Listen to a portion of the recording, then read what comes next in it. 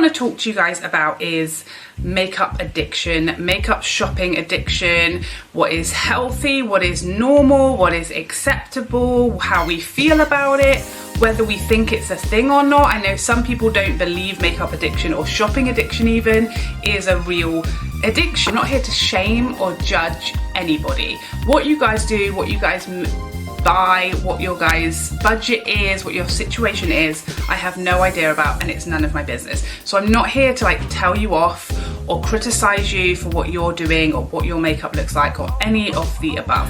I'm just here to open a discussion, and I mainly want to talk to people who understand what I'm saying and feel a certain type of way about it. That's who I want to talk to. If you are happy, if you are more than happy, if you're not causing yourself an issue, if you're just enjoying makeup as a hobby and everything about it is a positive thing, I'm not talking to you.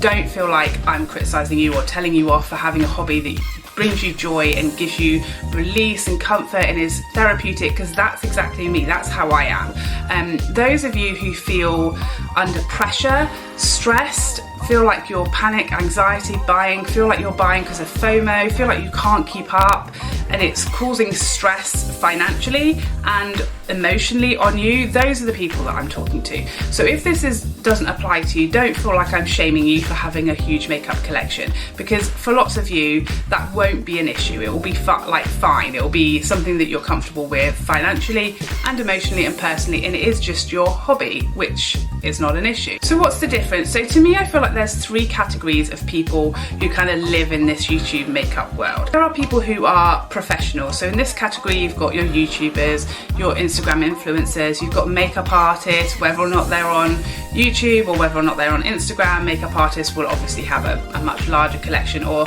certainly would have a need to have a larger collection than your average person. They need to have much more shades of foundation, loads of shades of concealers, eyeshadow palettes that work on different skin tones and different skin types and all of that kind of stuff. So you have your professional category, and that makes an explanation as to why they might have more makeup, why they're spending more on makeup. It's part of their job. It's kind of a business expense. The next category is like a makeup hobbyist. So these are people who buy makeup for a hobby. They might call themselves a makeup collector or makeup junkie, but it's not out of control. They're buying within their means. They're buying because they enjoy it, because they have positive feelings about it. It might be therapeutic. Like, I definitely feel like I fit into this category a little bit, as well as the first one, because I do love putting on makeup. I love using my makeup. I find it very relaxing getting ready in the morning. If my husband is home and it's the weekend, and I'll spend an hour just playing with makeup, and that's like my me time, my special time. So I love